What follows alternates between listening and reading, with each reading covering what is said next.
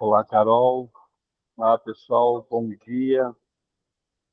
Desculpem esse atraso e essa correria. Todos me ouvem? Ótimo. Sim, Obrigado mais uma vez a cada um aí presente na sala. Obrigado, Vanessa, aí por me socorrer nessa tarefa. E dizer para vocês que, mesmo com essa correria toda, que o CITEB acaba permitindo que eu viva, o tema de hoje não poderia me tirar dessa sala, porque é um tema que nós, enquanto CITEB, trabalhamos isso no dia a dia. A saúde das pessoas, a saúde do trabalhador, a saúde de quem toca o dia a dia das empresas, é a prioridade em qualquer ação que o CITEB realiza, né? E aí, para falar um pouco desse CITEB e aonde a Carol Ramos se encaixa nisso, a Carol tem um histórico com o CITEB, talvez desde da sua constituição, por ser uma pessoa de Biguaçu, ser uma pessoa que vivencia Biguaçu no seu dia a dia, sabe os apelos que a indústria catarinense da nossa região tem, vivencia as dificuldades que é empreender em Biguaçu, as dificuldades que é ter negócio em Biguaçu. Então, assim, quando a Carol me procurou para ter esse aproveitamento do tema, junto com as empresas vinculadas ao CITEB, pessoas que estão no dia a dia do CITEB, eu aceitei de pronto, porque, Carol, eu sei o quanto esse teu trabalho é importante para preparar as empresas, para fazer as empresas entenderem o quanto o nosso maior patrimônio é realmente as pessoas, e as pessoas têm que ser realmente trabalhadas como prioridade em qualquer instituição. Então, mais uma vez, obrigado pela oportunidade de estar com a gente, e, sem me alongar, eu vou passar rapidamente para quem está na sala pela primeira vez um pouquinho do que é o CITEB, tá? E aí a Vanessa colocou a nossa visita em Portugal recentemente, porque o CITEB, além de ser uma instituição voltada para a área do empreendedorismo, ela também acabou cruzando o Atlântico para poder levar esse empreendedorismo para as empresas que querem alcançar, por exemplo, o mercado europeu. E a gente, o ano passado, esteve em Castelo Branco. Essa é uma foto do Paço, né, em Castelo Branco, em Portugal, na frente da Câmara Municipal de Castelo Branco, onde o presidente da Câmara, que tem o título do prefeito de cada município, nos recebeu com uma comitiva de mais de 20 empresas que a gente levou. Pode passar, Vanessa. Aqui o salão nobre da prefeitura, né, da Câmara de Castelo Branco, e eu apresentando um pouco do CITEB nessa missão. Pode passar, Vanessa. Bom, o CITEB, para vocês entenderem, é a nossa conexão com o Iguaçu, né? E aí a Carol faz todo sentido estar nessa sala hoje, é porque Iguaçu tem muita dificuldade, não é de hoje, na condição de reter talentos, de reter empresas aí, por uma série de faltas, às vezes, de estrutura física, estrutura logística, estrutura que as empresas queriam de mão de obra qualificada e não tinham no passado. E aí o CITEB veio em 2005 para tentar, eu não digo resolver o problema, mas tentar minimizar essas dificuldades, essas faltas. E aí o CITEB é criado em Biguaçu, porque eu sou de Biguaçu. Eu vivenciei essa dificuldade, vivencio essa dificuldade de empreender em Biguaçu. Então, assim, a minha adolescência e juventude foi toda trabalhando em Biguaçu, mas de forma, vamos chamar assim, autônoma, ou então não profissional, porque quando eu tive que ser profissional, eu tive que ir para Floripa, eu tive que atravessar a ponte para achar um trabalho na Federação das Indústrias, no SESI, E aí era aquele trânsito que a gente sabe bem como é ir para ele todo dia de manhã e voltar no final de tarde. Então, essa é a razão de ter inovado em Biguaçu, porque eu queria que Biguaçu se desenvolvesse e buscasse ter as alternativas que eu queria naquela época, é, para o futuro. Então, essa é a razão do seu empreendimento de Iguaçu. É o fato do João ser de Iguaçu, e aí, que bom que eu fui encontrando pessoas como a Carol, como a Taiwana, a Shauana, e vocês todos acabam sendo pessoas que eu, ao longo do tempo, achei e que são da nossa região. Pode passar, Vanessa. Então, o CITEB é uma entidade sem fins lucrativos, que tudo aquilo que é arrecado, aquilo que trabalha de projetos, se investe na própria estrutura, na própria condição de ajudar o município a se desenvolver com seus projetos, e criou nessa condição da estrutura um conselho de orientadores ou de entidades que possam representar de Iguaçu, que é a Prefeitura, a Associação Empresarial de Iguaçu, a própria Univale, que a gente tem no município, o governo do estado e o próprio representante do CITES. Pode passar, Vanessa. Pode passar também.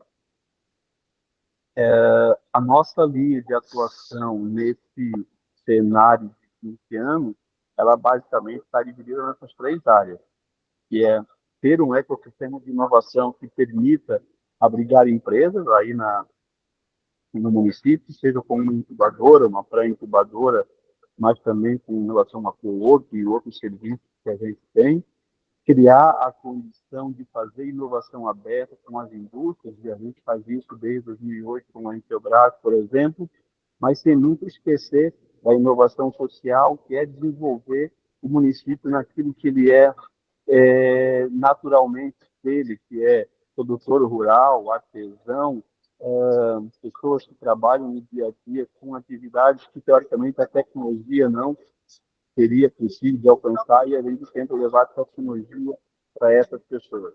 Então, essa é as três verticais do CITEG. Pode passar, Ana. Pode passar. E, para quem conhece o CITEB, né, internamente, pode voltar aquele outro slide, por favor. Para quem conhece o CITEB internamente, imagine aquele prédio da Univale, que é comum um prédio em qualquer local da Univale que estabeleceu em Santa Catarina, a condição desse bloco interno aí do Carandaí, nós transformamos no hub de inovação, que a gente fala que é onde tudo acontece. Então, esse é o CITEB acontecendo. Pode passar, Vanessa. Algumas empresas que a gente trabalhou nessa condição durante esses 20 anos, aí, que vai desde a própria Audácia, Salta, a Olsen, de Palhoça e a Intelbras, que é a nossa grande parceira e mantenedora desde 2008. Pode passar, Vanessa. Então, essa é a questão de funcionamento, de organização do CITES em termos de trabalho por Iguaçu. Pode falar também, Vanessa. Aqui dentro do que a gente chama de inovação social, nossa plataforma de Prefeitura de Iguaçu, tratando do produtor rural, tratando do artesão, vendendo seu produto de forma direta para o consumidor, através de qualificação dessas pessoas, qualificação enquanto uso da plataforma, qualificação enquanto precificação, formalização de empresas, enfim. Pode passar, Vânia.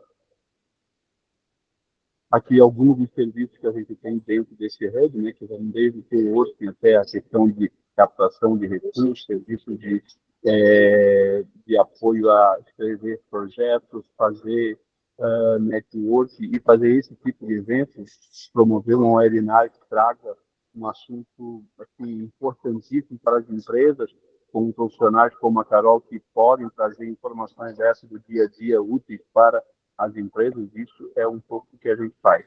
Pode passar, né? O CITEB, nesses 20 anos, acabou cumprindo esse papel e foi olhado não só por Iguaçu, não só pelo Estado, mas foi olhado por outros locais de outros estados. Eu, por exemplo, nessa loucura de vida hoje, estou no Recife, conhecendo o Porto Digital, conhecendo o César, são referências no Brasil na área de tecnologia. Me atrasei para entrar na sala porque eu estou buscando um carro aqui, vou entrar na estrada com chuva para ir para Paraíba, vou para João Pessoa e depois Campina Grande. Então essa é a razão da do meu atraso, mas fez com que esse CITEB, que está no Brasil e até em Portugal, criasse uma unidade em Brasília. A gente tem um CITEB hoje em Brasília e um CITEB em Manaus. Então, assim, hoje o CITEB não é mais um CITEB só de Iguaçu, é um CITEB do Brasil inteiro. Então, essa é a dinâmica do que a gente está fazendo nesses 20 anos. Pode pensar, Vanessa.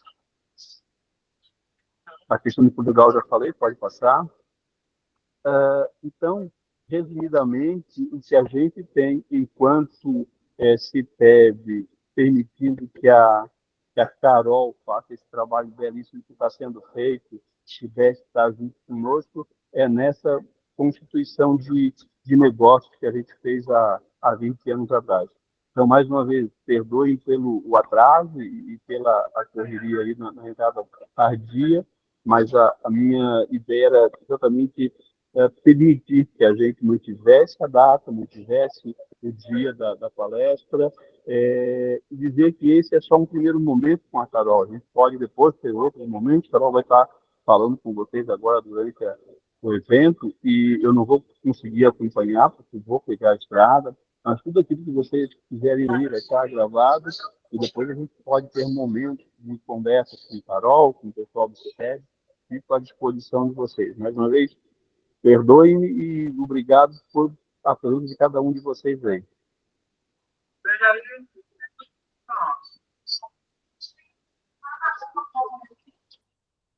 A Laura está comigo aqui. João, obrigada pela oportunidade, né? Eu sempre parabenizo, né? Acho que parece até um pouco contraditório parabenizar alguém por reconhecer a necessidade de falar sobre saúde mental, mas eu acho que isso realmente a gente tem que realmente parabenizar e agradecer porque é um tema emergente. Eu digo que é um tema, já é uma questão de saúde pública, né? A gente vai falar um pouquinho sobre isso, os números são estarrecedores. Então, quando um gestor que faz todo esse trabalho bacana, quando a gente viu aqui, se sensibiliza para esse tema e oportuniza com que as empresas, né, vinculadas a ela tenham acesso a essa informação, e diz, né, que no dia a dia do seu trabalho também está exposto a esses riscos, acho que é muito bacana, sabe? Traz isso realmente para a nossa realidade. Então, eu parabenizo já o CITEB, né, na pessoa do João e também toda a equipe aí que deu suporte, que é muito eficiente, por estar parceiro aí nesse negócio. João, obrigada pela abertura, por participar em meio aí aos teus compromissos profissionais, mas continua que o nome de Biguaçu está indo não só para o Norte e Nordeste, mas para a Europa e, quiçá, para o resto do mundo. Obrigada, João. Obrigado, Carol. Parabéns mais uma vez e sucesso aí no evento com todos vocês. Obrigada, João. Então, eu vou compartilhar aqui com vocês a tela da apresentação, para a gente começar a nossa conversa.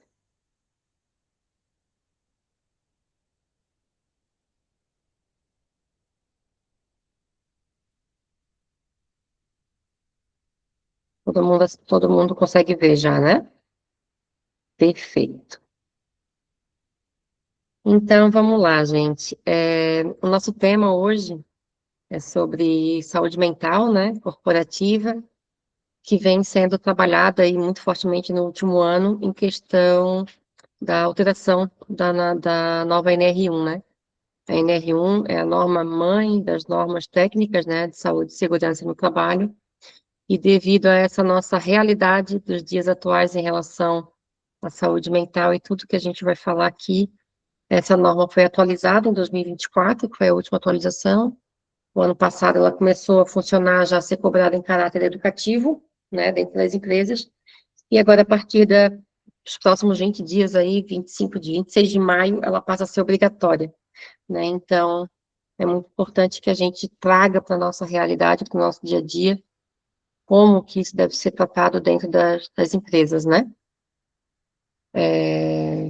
Eu vou falar um pouquinho melhor sobre a minha história ao longo da apresentação, mas para quem não me conhece, eu sou Carol Ramos, eu sou natural de Biguaçu, já tive negócios em Biguaçu, sou jornalista de formação, já tive uma revista, Tim, aí nos anos 2000, conheci o João na época, quando ainda era estudante de jornalismo, no CITEB, que era junto à Univale, e sempre muito curiosa por empreendedorismo, por negócio, por inovação. E mais à frente eu conto um pouquinho como que a jornalista foi cair nesse mundo da saúde mental e da NR1. Então, hoje a gente vai falar um pouquinho sobre saúde mental, sobre produtividade, sobre gestão de pessoas, sobre riscos psicossociais, o que são esses riscos e como identificar eles dentro da empresa, e principalmente sobre como a NR1 hoje ela pode ser tratada dentro das empresas não apenas como uma norma técnica, aquele famoso cumprir tabela, mas como uma alternativa, uma forma estratégica de gestão para fazer desse limão uma limonada. Então, é mais ou menos isso que eu vou propor para vocês hoje aqui na nossa conversa. Eu peço que quem tiver alguma pergunta, alguma dúvida, que anote para a gente conversar no final, porque como eu vou estar com a tela aqui na apresentação, não vou conseguir ler o chat em tempo real, então, por favor, né, pontuem aí, anotem que no final a gente vai ter uns minutinhos para conversar. E, e é isso. Vamos lá, então? Eu quero começar fazendo uma pergunta para vocês. E aí, aqui a gente consegue, na plataforma, levantar a mãozinha ou até mesmo escrever no chat. Eu quero perguntar se algum de vocês, ou se todos vocês, ou quem já teve algum colega, né, afastado do trabalho por algum transtorno mental, né, depressão, ansiedade, crise de pânico ou até mesmo burnout.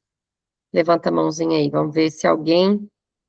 Vamos lá, Vanessa, Cauana, Chauana também. Ai, ai, ai, hein? Eu vou fazer um trabalho no CITEB, gente. O que está acontecendo? Mas é isso, gente. É muito comum, né? Quem nunca teve um colega afastado do trabalho por algum problema, né, de saúde mental? Antigamente, a maioria dos acidentes de trabalho era por questões físicas, né? Por questões de um corte de dedo, né, um acidente de trabalho, um sapato, uma bota, uma queda de escada, né? Então, alguns anos atrás, acidente de trabalho era isso, né? Era muito físico. E agora a gente está falando que os riscos, né? Os riscos no trabalho também podem ser invisíveis, né? Que são esses fatores, né? De riscos psicossociais. Quem não levantou a mãozinha antes ou quem também levantou? Alguém já continuou trabalhando no dia a dia, no automático, mesmo sabendo que já estava um pouquinho doente, ou precisando de atenção, ou de um médico, ou de uma consulta, ou de um terapeuta, um psicólogo, psiquiatra? Quem não, né? Deixa eu ver aqui vocês. Mas o que que acontece? Muitas vezes a gente percebe que está assim, mas a gente acaba achando que é normal, que sempre foi assim, né? E continua no automático, né? Porque muitas vezes o adoecimento emocional, ele começa silenciosamente. Eu costumo dizer que ele dá sinais, né? São os pequenos sinais no dia a dia do trabalho, no nosso corpo, né? No nosso funcionamento, no nosso cérebro, que a gente percebe que alguma coisa não está bacana, que a gente tem que dar atenção para essas questões psicológicas, porque a gente não está no nosso melhor momento e performance, né? E aí, a quem levantou a mão, e quem também não levantou, mas sabe que isso está acontecendo, a gente faz parte de uma estatística, né? E é uma estatística cada vez mais alarmante. E por que que tu fala isso?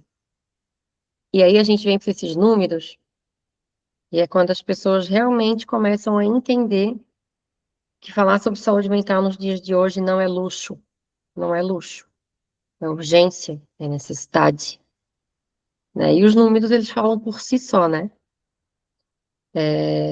Porque antigamente, um profissional afastado por questões de saúde mental era uma exceção, né? Hoje não é mais exceção, hoje está praticamente a regra, né? Então, esses dados aqui são do ano passado, eles são do Ministério do Trabalho e Emprego e também da Previdência.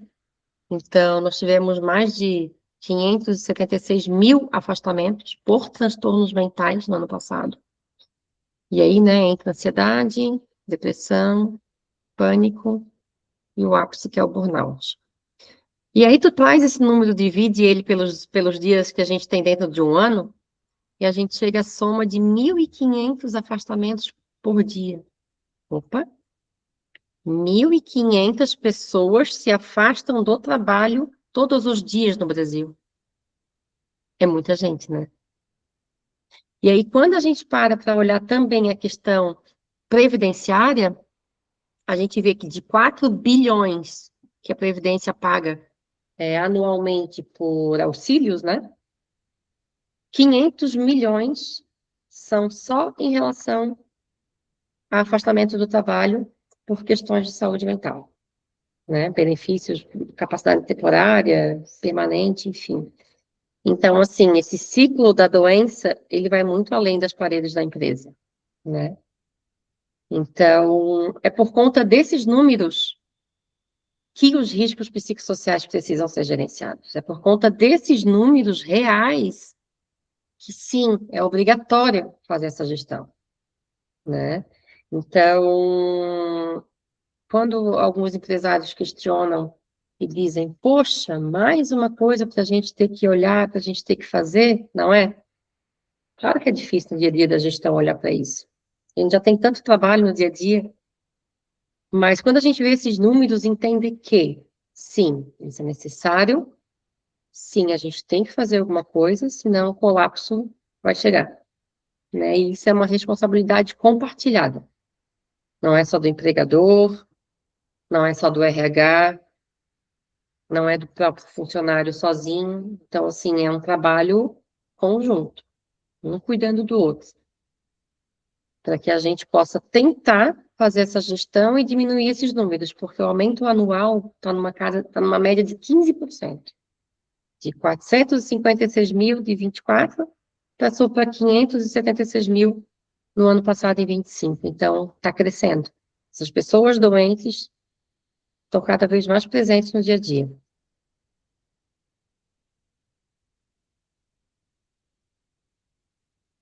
E aí eu digo para vocês, eu sei exatamente o que está por trás desses números, porque eu passei por isso. Eu tive um burnout, né? É, E o que eu posso dizer para vocês é que por muito tempo eu tenha feito o que a maioria das pessoas faz, né? É que achar que é normal. A gente normaliza o esgotamento, normaliza continuar trabalhando, a gente acha que vai passar, a gente acha que só precisa de 15 dias de férias, que sempre foi assim. Então, nós mesmos, quando estamos doentes, a gente muitas vezes finge que não é com a gente, né? Continua, mas eu amo o que eu faço. Muitas vezes a desculpa é essa, né? A justificativa é essa. Nada, como eu dizia, eu amo o que eu faço, gente. Amarradona. Saio 7 da manhã, chego em casa 10, 11 da noite, amarradona. Claro que a gente ama, quando a gente gosta do que faz, a gente, né, se realiza. Mas a nossa cabeça não consegue diferenciar uma coisa da outra, né? Ela só fica no looping do trabalhar, trabalhar, trabalhar. Falta de descanso, a cabeça desliga a cabeça, mas o telefone tá ali, né? Então a gente está sempre em função do trabalho, né? Então, muitas vezes, é isso que prejudica, que faz a gente chegar no colapso, né? Ah, Carol, mas como que tu soube? Como que tu identificou que tu estava com burnout? Como que tu chegou a essa conclusão que tu adoeceu? São esses sintomas, né? Crise de pânico constantemente, ansiedade, insônia, grau de irritabilidade elevadíssimo, lapsos de memória, de estar no meio de uma reunião, começar a falar, esquecer o que estava falando, ter que apontar tudo que está falando. E o pior de tudo, que é a sensação de morte. Quem já teve crise de ansiedade, pânico, enfim, sabe o que é a sensação de morte. E o burnout, ele se caracteriza por um diferencial. Ele te proporciona, ele te deixa incapacitado, ele te deixa sem funcionalidade para trabalhar. Ou seja, você não consegue. No meu caso, além de esquecer quase meu nome, que não consegui sair de casa, o meu corpo também deu sinais. As minhas pernas pararam, eu não conseguia levantar, não conseguia, né? E aí a conta é alta, né? Quando a gente percebe. E as pessoas, acho que o mais difícil da nossa sociedade hoje é que a gente romantiza, ainda estou aqui com a minha camiseta, descansar também é produtivo, não romantize o cansaço, porque a gente acha que é bonito, né? A gente se acha, ai meu Deus, que correria, não consegui nem ir no banheiro hoje. Quem aqui acha, né, fala isso no dia a dia, no automático? É normal a gente falar, não é? Meu Deus, nem tive tempo de comer hoje. A gente não se toca que a gente está falando isso. É quase que automático, né? Mas a gente se pega falando isso. E a gente acha bacana, né? E aí eu percebi que o próprio ambiente corporativo romantiza o excesso, romantiza o cansaço, né? E isso é o esgotamento emocional, né? Que é um burnout. Exatamente isso. E isso não é normal, né? Como a gente falou, a gente não tem que normalizar isso. Quando a gente sentir aqueles sintomas, conversa com alguém, busca um profissional, chama alguém do RH para conversar. O RH, eu acho que tem, nesse momento, um papel ainda mais fundamental em relação a essa questão, né, dos nossos recursos, né, humanos, que é estar com esse alerta ligado, perceber quando o colega não está bacana, perceber os sinais sutis que muitas vezes eles dão, porque é, por mais discreta que uma pessoa seja em relação à sua vida pessoal, em relação ao que ela está sentindo, em relação a doenças, ela dá sinais. Ela dá sinais. E esse sinal pode ser muito importante, pode salvar uma vida.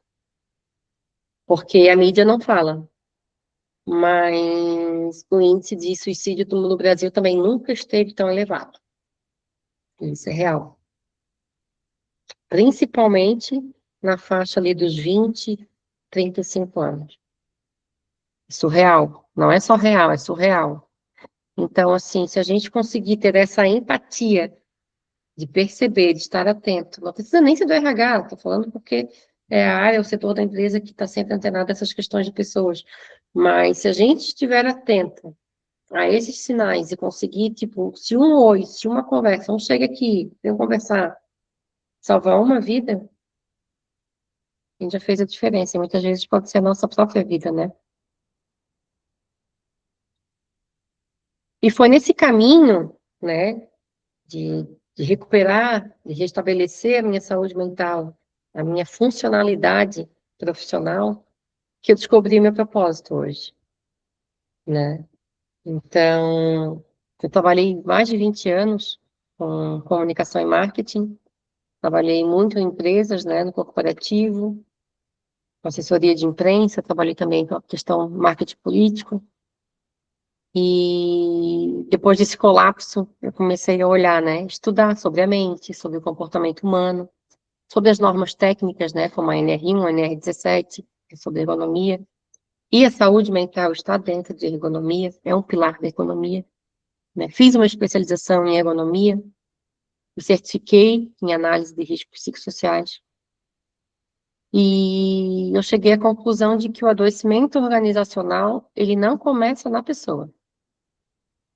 Ele começa nos relacionamentos, na comunicação, nos processos de trabalho.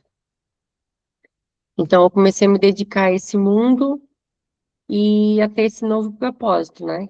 Que é evitar com que funcionários passem pelo que eu passei e ajudar empresas, empresários, gestores a trabalhar isso de uma forma prática, leve e estratégica dentro das empresas, né? Então, hoje eu me dedico a esse tema, com palestras, com sensibilização dentro das empresas, né? Também faço a parte de diagnóstico, né, de certificação, de relatório técnico para atendimento à norma, mas não apenas, o meu trabalho não é apenas voltado a atender uma norma, ele é muito mais sobre pessoas, né? Sobre sensibilizar, sobre fazer as pessoas se cuidarem, né? Enfim, tudo que a gente já veio conversando. Aqui é exatamente o que eu falei, não tinha trocado o slide. E aí, como eu falei para vocês, para mim esse é o pilar, né? Eu desenvolvi um método que é chamado método raiz. Por quê? Porque para mim a raiz do adoecimento, ela é formada por três pontas de raiz, né? Que são os relacionamentos, os processos e a comunicação. Isso que gera os riscos psicossociais, né? Então, com base nisso que eu desenvolvi esse meu método de trabalho. Nós vamos falar um pouquinho sobre a NR1. Todo mundo aqui que está presente no encontro, a Gisele está com a mão levantada. Quer falar, Gisele? Eu só ficou da interação que a gente fez. A Gisele Moreira quer falar? Está com a mãozinha levantada. Só para eu entender, alguém aqui hoje não sabe do que trata a NR1? Não tem ideia do que trata a NR1? Ou, tipo, ainda está buscando informação? Está começando a olhar para isso agora na empresa? Todo mundo já ouviu falar? Então, a NR1 ela é chamada norma-mãe, né, das, das normativas técnicas, né, de saúde e segurança no trabalho. Ela existe há muitos anos, né, desde 78, né, desde 1978, já foi falado sobre a importância de olhar para a saúde do trabalhador e a segurança do trabalhador. E o que mudou lá em 2024, que eu falei para vocês lá no início, é o item 1.5, que fala sobre a gestão dos riscos psicossociais. Tá bom, Gisele, fica à vontade. Então, o item 1.5, ele fala exclusivamente sobre o gerenciamento dos riscos psicossociais, né? Porque os demais falam sobre os outros itens que têm que ser gerenciados, os outros riscos, daí a gente fala o quê? Os químicos, físicos, biológicos, os ergonômicos, de acidentes, que já eram obrigatórios desde 78. A mudança é que agora os riscos psicossociais também são obrigatórios de ser gerenciados. Essa é a mudança, né, Não, apenas isso, né? E que essa fiscalização começa efetivamente a partir de 26 de maio. Então, a gente tem aí, né, praticamente 20 dias para começar a dar os checks do que está pronto e que não está pronto dentro da empresa, porque vai sim haver fiscalização e multa, né? O Ministério do Trabalho e Emprego está aí com 1.200 auditores do trabalho que vão fazer essa fiscalização presencial, e acredito eu que seja por meio de denúncias, né? E também vai haver a fiscalização passiva, né, no caso, que não é uma fiscalização presencial, mas que sim, ela será feita por meio dos sistemas, né, de gerenciamento contábil e tal, onde as empresas têm que ter lá o seu PGR, né, todos aqueles documentos técnicos de gerenciamento de riscos ocupacionais.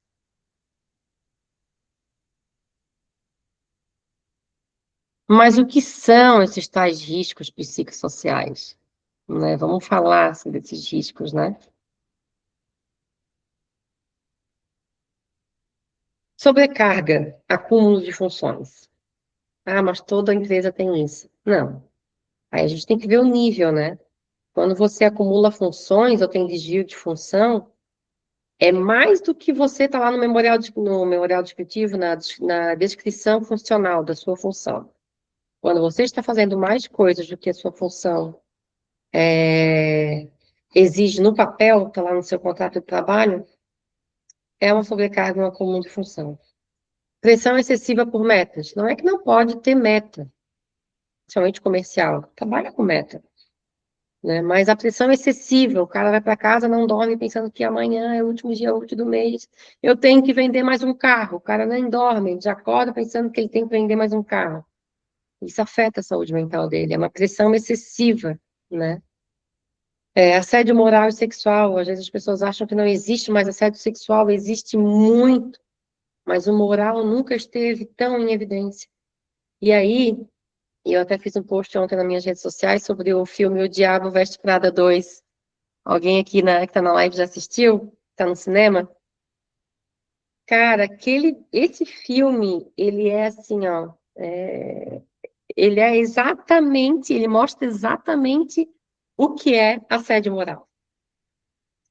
É uma linguagem, é uma questão, as pessoas estão tão colocadas em situações de vergonha, de constrangimento, de agressão, enfim, ele mostra exatamente o que é o assédio moral.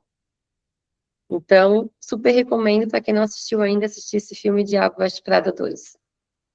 E a gente tem conflito entre equipes, né? Não é tipo discordância, é conflito mesmo, né? É conflito mesmo. Falhas da comunicação, a falta de autonomia, até para mandar um e-mail, tem que pedir, tá certo isso aqui? Posso mandar? A pessoa fica naquela tensão, né? Posso mandar mesmo? Hã? A pessoa está insegura porque ela não tem autonomia, né?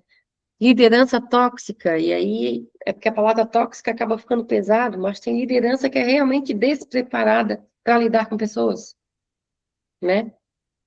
Quando o funcionário liga dizendo, poxa, bati o carro, não sei o que vai me atrasar para a reunião. Tá, mas vai atrasar quanto tempo? Uma pergunta, tá tudo bem? Se machucou? Foi só o carro? Tá precisando de algum auxílio? Né? A liderança tem que estar preparada para lidar com pessoas, né? Com o nosso lado humano, não apenas com o nosso lado técnico, não apenas com o automático, né? E além da falta de clareza nas funções, às vezes a gente contrata alguém para fazer uma função, a pessoa nem sabe o que tem que fazer, nem sabe o que tem que entregar, e aí começa a discussão, ah, mas tu me entregou isso, papapá, papapá. Ah, mas eu tinha que te entregar isso. Aí volta lá para a comunicação clara. A comunicação clara vai fazer o funcionário entregar o que foi combinado, né? Então, é um ciclo. Esses riscos psicossociais, um está encaixado no outro, né? Então, a gente precisa estar muito atento a isso, né? Porque tudo isso impacta a saúde mental, né? Alguém no chat aqui identificou algum desses riscos aí na empresa? Ou já em alguma empresa, se não quiser, né? Claro, falar atualmente, mas deixa eu abrir aqui. Vocês não estão falando no chat, gente? Bora lá. Alguém aí já identificou algum desses riscos aí em alguma empresa que já passou na vida?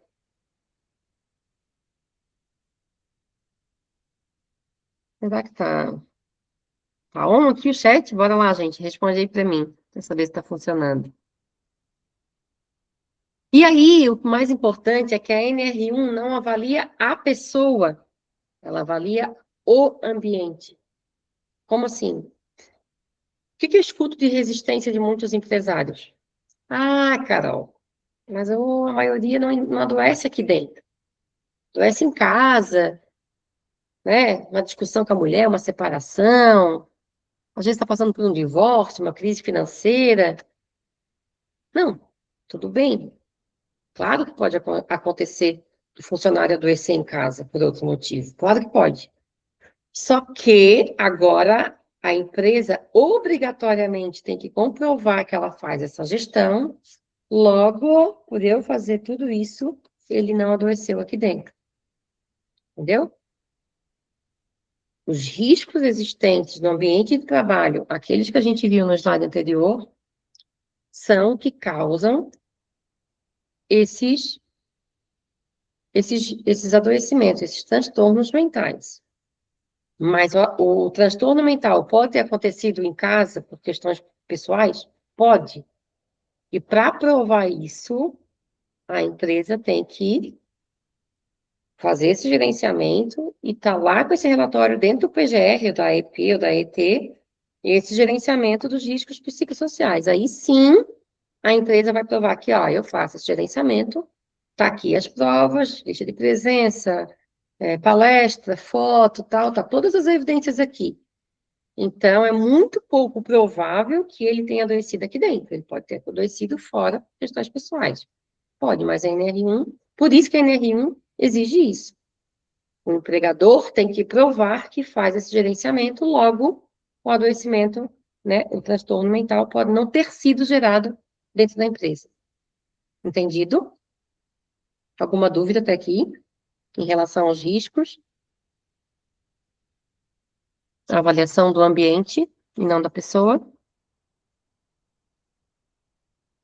Cristiane, sobrecarga de trabalho e assédio moral. Perfeito. O assédio moral, às vezes, ele pode ser muito sutil, né? Às vezes a gente nem percebe que é assédio. Quantas vezes já passei por isso? A gente nem percebe que é assédio. Às vezes ele é muito sutil. Mas, enfim, vamos lá. E aí, é um efeito dominó, né? O que acontece quando esse risco não é gerenciado?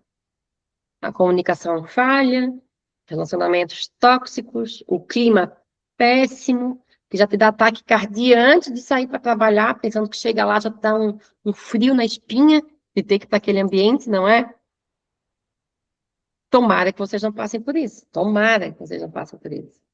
Mas essa é a realidade de muitos brasileiros, que adoecem e a empresa fica com o quê? Os passivos trabalhistas, e dela começa a ficar insustentável, né? Financeiramente, gestão de pessoas, né? Então, realmente é um ciclo de adoecimento. E aí a gente percebe que saúde mental da equipe impacta diretamente o negócio. Produtividade cai, não tem retenção, o clima organizacional é péssimo, a empresa não tem segurança jurídica, e a segurança jurídica e a saúde financeira da empresa também vai de mal a pior. E aí é nesse momento que o gestor entende que saúde mental não é uma pauta emocional individual, é uma pauta estratégica de gestão. Porque se ele fizer essa gestão dentro da empresa, ele vai ter todos aqueles benefícios. Ah, mas fazer essa gestão deve ser muito cara e complexa. A maioria dos empregadores pensa isso, não pensa? Acho que aqui a gente tem mais profissionais de RH, é isso? Para ter uma noção. Coloca aí para mim qual é a área de vocês, coloca no chat. Recursos humanos, administrativo, finanças, financeiro, eventos, segurança do trabalho. Quem está presente, escreve aí para mim no chat qual é a área de vocês. ADM financeiro. Muitas vezes barra, né? Não tem budget. Oh, advogado empresarial, que bacana. Odonto, que massa. Que legal, técnica em enfermagem, logística, o setor da logística tá sofrendo com isso, né? Recursos humanos. A Denise, oi Denise, que bacana que tu tá aqui. Então, o empregador, não é isso que a gente mais escuta, gente? Ah, mas isso é muito caro, difícil. Não, não. Não é isso que a maioria pensa? Isso é uma crença, gente. Isso é uma crença. É muito mais fácil dizer isso do que olhar para o que realmente está acontecendo, não é?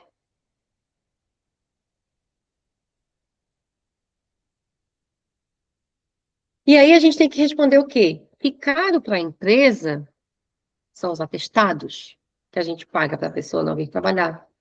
É o turnover elevado. Ninguém para na empresa. Contrato demite, contrato demite. Os afastamentos, atestado, e sai do INSS, daí aumenta a carga, né, a contribuição tributária porque o cara está afastado, e o INSS que acaba pagando. Produtividade cai porque não tem pessoal, não tem mão de obra, porque saiu fulano, ciclano, beltrano. Aí quebra a produção, acumula trabalho para os outros. Aí esses outros super atarefados, cansados, exaustos, vão embora, não consegue reter, e vai embora e ainda entra com ação trabalhista. Isso é caro. Isso aqui é caro. Até pode dar um print e mandar isso pro teu patrão. É isso aqui que sai caro, não é gerenciar os riscos. Entendeu? Então, a gente tem que ter isso muito claro nos nossos argumentos, no nosso pensamento estratégico. Isso é um pensamento estratégico. Eu vou olhar para isso, porque está acontecendo isso, e eu vou deixar de gastar nisso aqui. Mas sabe o que é pior do que isso aqui, do que é caro para a empresa? É o que é caro para o funcionário, gente. E isso eu falo porque, como eu falei para vocês, eu passei por isso. Isso aqui é caro. Perder a funcionalidade intelectual, não conseguir falar, não se localizar no tempo e no espaço, não conseguir formar uma frase, ficar afastado, tratamento médico, consulta médico, dinheiro com remédio, desgaste familiar, porque é difícil a família da gente ter empatia com isso, não é? Ah, é preguiça. Volta a trabalhar. Vai de ônibus, vai de carro. Tá passando mal no trânsito? Não, dá um jeito. É difícil, desgasta. A dificuldade de retornar para o trabalho, porque a nova empresa não quer saber. É a empresa antiga que te afastou, muito menos. É difícil. A gente não tem a cultura de acolhimento para um colega que se afastou por transtorno mental. Ele já chega, ó, tá tudo isso aqui atrasado, tuas demandas, tal. Ninguém vai lá, oi, tudo bem? Como é que tu tá? Vamos começar aos poucos? Olha só aqui a tua demanda. Vamos ver o que tu consegue fazer? Quer fazer uma parada? Não é verdade? A gente não tem essa cultura na empresa, gente. A gente não tem essa cultura, infelizmente. Fora os traumas e todos os outros passivos que o funcionário fica ao longo da vida, que muitas vezes, infelizmente, são riscos, são passivos irreversíveis. Muitas vezes são, principalmente com burnout, né? E aí que eu volto naquela frase. Gestão de risco psicossocial não é luxo, é sustentabilidade humana e administrativa da empresa. Fechou? Conseguiram entender?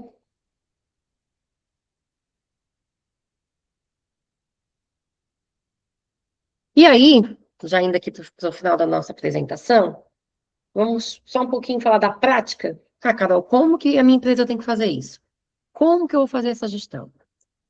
A NR1, ela não traz informações acerca de quem pode fazer isso, quem deve fazer isso, quem está habilitado para fazer essa gestão.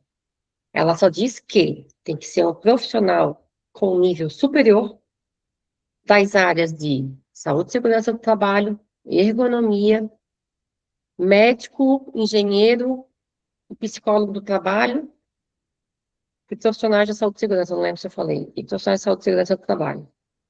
E pessoas certificadas, qualificadas nesses riscos psicossociais. Porque o que que acontece também, aí me diga quem é de RH que está aí no grupo, para ver se é real mesmo. A empresa quer fazer você fazer isso.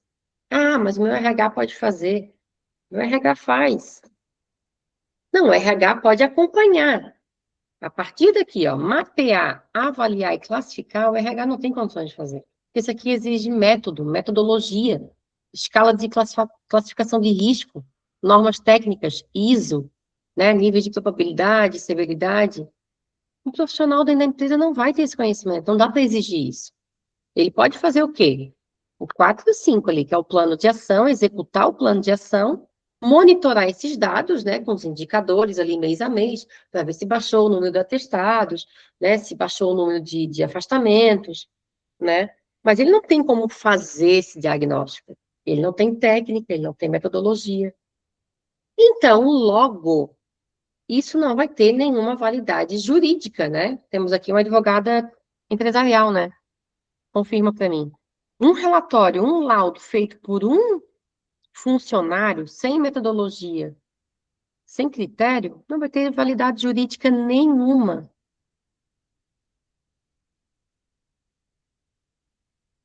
Não é? Deixa eu ver aqui quem que é a advogada empresarial, Isadora. Concorda comigo? Qual é, qual é o juiz, enfim, do trabalho que vai dar causa para a empresa se ela apresentar um laudo que o próprio RH dele fez, sem método? E ainda, né? Não é neutro, não tem neutralidade, não é imparcial. Então, assim, é nisso aqui que tem que tomar cuidado. O funcionário pode atuar nisso aqui, ele deve participar do processo. Ele deve ser um ponto focal, ele deve ser um multiplicador, ele deve ser, né, o âncora ali dentro da empresa. RH, comunicação, né, se tiver setor de comunicação, se tiver também um advogado trabalhista, né, um advogado empresarial, quer dizer, enfim, para poder estar antenado a isso, monitorar os dados e tal. Mas não tem validade técnica ele fazer esse laudo, por isso que é importante a empresa fazer, enfim, com uma empresa de confiança, né? Tem empresas de saúde organizacional que estão atuando nisso, mas eu deixo uma dica para não fazer laudos, diagnósticos generalistas, né? Por meio de forms, em que não há contato humano, né? Não há o tete a tete, não há um acolhimento, não há uma empatia para escutar o que ele está passando dentro da empresa, né? Quais são as relações, quais são os processos de trabalho que estão adoecendo ele, né? Não vai ser num forms online para ele preencher em casa que ele vai se abrir e vai realmente mostrar estrategicamente o que está acontecendo. Porque dado é estratégia, gente. Dado hoje é o suprassumo das empresas. Então, se tu fizer um diagnóstico claro, realista com a tua empresa, com a realidade da tua empresa, vai ser um dado certeiro, né, para o gestor, saber dos gaps ali. Ah, não, está acontecendo isso aqui, eu nem sabia. Opa, vamos olhar para isso aqui. Então, isso que eu digo que é fazer da NR1 estratégica. Não é cumprir tabela, fazer qualquer tipo de diagnóstico generalista por formas. Não é sobre isso. Estratégia é tu ouvir as pessoas, tu trazer o que está real dentro da tua empresa, porque a gente tem nichos muito, muito diferentes, né? Olha só, aqui tem logística, tem recursos, odontologia, tem mercado, então, assim, os riscos são diferentes, os funcionários têm riscos diferentes no ambiente. Então, isso aqui, para mim, é mais estratégico, é você fazer disso aqui, né, uma estratégia de gestão. E aí, como a gente falou, né, a empresa que entender, que olhar para isso com estratégia vai reduzir desperdício. Cara, é triste a gente falar essa palavra, né? Desperdício humano. Mas muitos profissionais são desperdiçados por conta do transtorno mental. Então, a empresa que entender que ela vai estar evitando esses desperdícios humanos e financeiros, ela vai diminuir o turnover, absenteísmo, vai aumentar a produtividade, vai aumentar a retenção, melhorar o clima, a saúde financeira e a segurança jurídica da empresa. Então, eu digo que a NR1 ela não é custo, ela é inteligência organizacional. E aí, quando alguém vem me dizer que mais uma coisa apareceu para complicar a vida do empresário, eu digo isso aqui, ela não surgiu para punir as empresas. Ela apenas está mostrando e começou a cobrar o que já existiu, o que sempre existiu. Aqueles números que a gente viu lá no começo, sempre existiu. Depois da pandemia de 2020 para cá, esse número é assim, ó, 15% ao ano, de 15% a 20% ao ano. Então, a NR1, ela só trouxe isso à tona. Ela só começou a cobrar que as empresas sejam responsabilizadas por essa gestão, né? Porque o adoecimento deixou de ser exceção. Exatamente por isso que a NR1 mudou, né?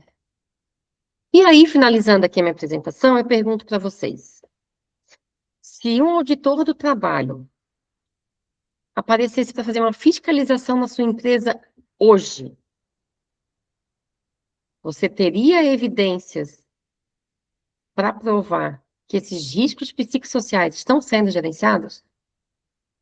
Coloca sim ou não para mim. Vai lá, vamos só ver esse finalzinho aqui.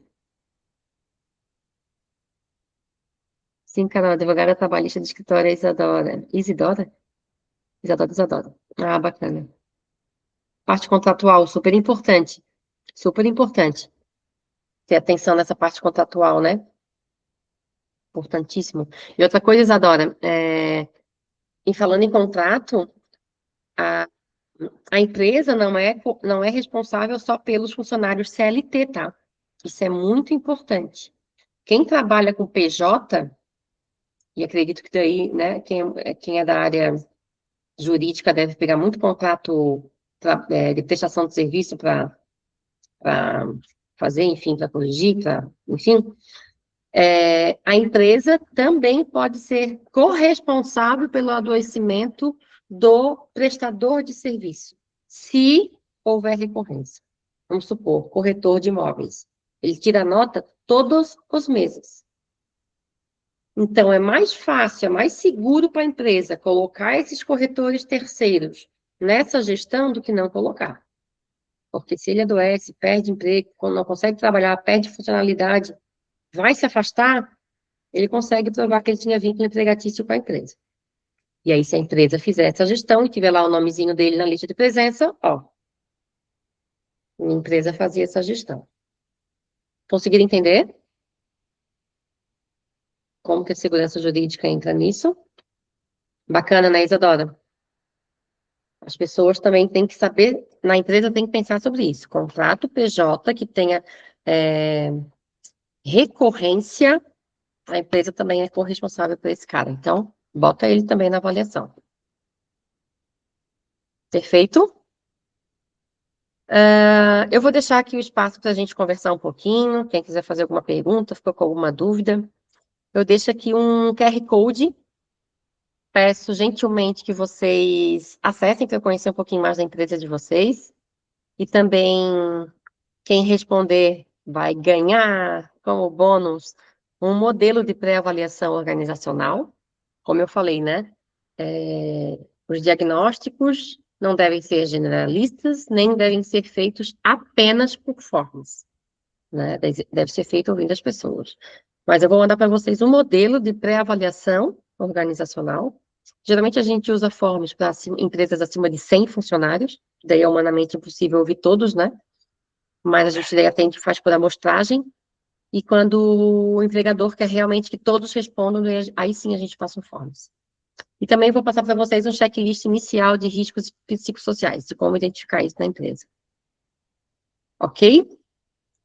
E a minha frase, pode levantar a mão, só finalizando aqui, é que empresas prósperas se constroem com mentes saudáveis. Só assim. E a tendência, gente, é cada vez mais assim. Né? Para a gente evitar tudo aquilo que a gente viu ali que, que é decorrente de um transtorno mental na vida de um trabalhador. Então, o QR Code está aqui. Peço que vocês preenchem depois. Eu posso mandar a apresentação também, se alguém quiser, para pegar os conceitos ali, as dicas e tal. E mando para vocês esses bônus aqui, que é o modelo de avaliação, de pré-avaliação e o checklist de riscos psicossociais. Vou agora passar a palavra aqui para quem levantou a mão. Se a gente começar a trocar uma ideia, a gente já está quase, já estamos aqui no horário da nossa apresentação. Vou deixar por enquanto na tela. Quem que levantou a mão? Ah, periodicidade de atualizar o laudo. Muito boa, Camila. Camila é engenheira, minha amiga engenheira. Boa, Camila. Tanto o PGR como a AET, que é a análise ergonômica do trabalho, e a AEP, que é a avaliação preliminar do trabalho, elas têm que ser atualizadas anualmente. Quem já tem, a empresa que já tem a AET, a AEP, ou mesmo o PGR, que já é aquele laudo mais completo, o PGR é o Programa de Gerenciamento de Riscos, pode só incluir esse laudo dos riscos psicossociais, pode só anexar lá, está tudo certo. Mas tudo tem que ser atualizado anualmente, né? Porque as pessoas mudam, né? As demandas mudam, né? A rotatividade de funcionários, então, devido a isso, o laudo tem que ser atualizado uma vez por ano. Cristiane, quer falar? Entra aí, vamos conversar. Oi, Carol, parabéns pela apresentação, muito bacana. Obrigada.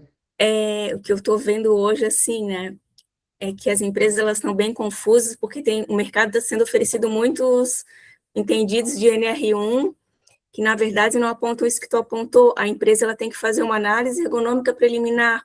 Então, às vezes, ela só faz uma avaliação de risco, né, com um questionário lá genérico e faz um plano de ação, e não toma esse cuidado anterior dessa documentação que é necessária, né? E aí, no momento da fiscalização, vai ser cobrado. Então, eu estou vendo muita gente oferecendo serviço e não está apontando essa necessidade, porque, inclusive, as pequenas precisam de AEP, não é só a grande, né? Enfim, essa confusão aí tá grande. Perfeito, Cristiane. O que eu tenho visto muito, principalmente nas redes sociais, né? São, tipo, profissionais oferecendo questionários e documentos generalistas. Preencha e faça, como se o RH, como se o funcionário pudesse dar conta de tudo, né? Como a gente conversou, não existe empresa uma igual à outra, né? Então, é importante esse olhar, sim, sabe? Para a realidade daquela empresa, da sua empresa. Josane, que bacana! Fala, Josane. Teu áudio está desligado. Ligando.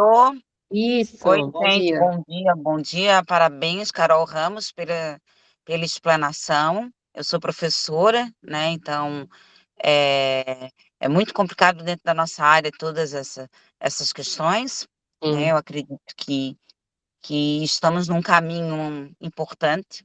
O teu método raiz é maravilhoso e ele tem um diferencial, porque é muita coisa na internet. Gente, tem gente vendendo tudo. Acho que tem gente vendendo até a alma, tá? Mas o teu método, Carol Ramos, tem um diferencial que é o tete a tete, o presencial, o estar ouvindo. E como tu és uma pessoa que acolhe muito, o trabalhador ele vai se sentir seguro contigo, né? Ele vai falar dos riscos dele, vai falar das situações que ele enfrenta na empresa, ali contigo pessoalmente. Isso não tem preço, isso não tem Perfeito. formulário Forms, isso não tem formulário impresso, não, né? Porque tu tem aquele contato ali. Porque, gente, nós estamos falando de saúde mental. Pessoas, né? É. Eu sou psicopedagoga e sou neuropsicopedagoga também. Então, nós estamos falando de saúde mental. Ninguém está falando de vender um picolé. Nós estamos falando de saúde mental. E Vidas. parabéns pelo teu método raiz e esse contato aí. E eu acho prioridade é você estar ali, tudo bem, fazer a explanação, fazer a palestra, acho muito legal a sensibilização, mas você está ali com o trabalhador, ouvindo ele, e os anseios dele, eu acho que é primordial. Parabéns pelo método raiz, excelente. Era Obrigada. isso. Aproveitando a tua presença, duas coisinhas. Educação está entre os 3 setores com maior índice de profissionais afastados com transtornos de saúde mental, professor principalmente, né? Saúde, educação e o varejo, né? Os supermercadistas, enfim, são os 3 com mais índices. E outra coisa que eu quero aproveitar para te perguntar bem rapidinho é sobre essa questão agora da saúde mental. Ela foi cobrada no novo Plano Nacional de Educação, não foi? Que as escolas têm que fazer essa gestão? Teu áudio está desligado. Conta para a Sim, gente sim, rapidinho. Isso, as sim. escolas têm que fazer isso, né? Bem antes, no caso disso acontecer, bem antes da legislação mudar, como tu falou bastante, né, que ela já é de 78 e agora teve essa mudança toda, bem antes disso já se estava falando muito dentro do plano de educação sobre a questão da saúde mental. Nós somos professores, a maioria das vezes não trabalha em uma escola só, então a gente tem 3 gestores, a gente tem 3 planos de ação, a gente tem 3 ambientes de trabalho, né? A gente se desloca de um lado para o outro. Tem professor que está saindo 10 horas da manhã porque tem a última aula para dar às 11 horas numa outra escola. Então, tem tudo isso. Então, é uma maratona, às vezes, diferente, não menos ou mais importante que os outros, né? Perfeito. Mas, assim, é diferente de uma pessoa que trabalha na empresa X. Então, eu, por exemplo, nesses 30 anos de educação, eu já trabalhei em 4 escolas. Então, eu já tive 4 trabalhos diferentes, né? Então, já bem antes, lá no plano de educação, já se tinha todo um aparato, né? Que o sindicato dos professores, né? O nosso, no caso, o Simproesc, já deveria ter isso como ação. E Perfeito. não acontece.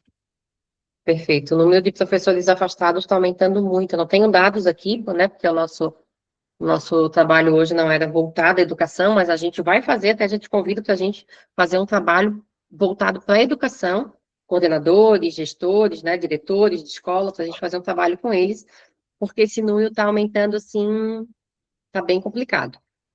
Obrigada, Josane, pela contribuição. Obrigada. Nada, imagina.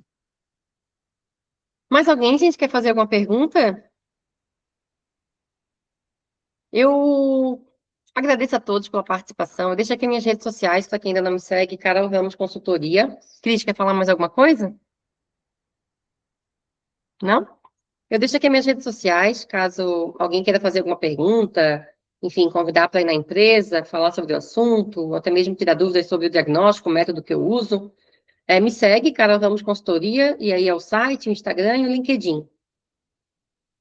Obrigada a vocês. Isso, chama assim, vamos trocar. Eu adoro conversar com com pessoas da área, Isadora. Pode me chamar que a gente conversa sim. O direito empresarial é muito importante. Gente, então, obrigada pela atenção. Essa live vai ficar gravada, esse webinar vai ficar gravado pelo CITEB. Agradeço o pessoal do CITEB que está aqui até agora, as meninas, ao Gustavo, ao João, ao nosso pretendente que teve que se ausentar porque está em viagem.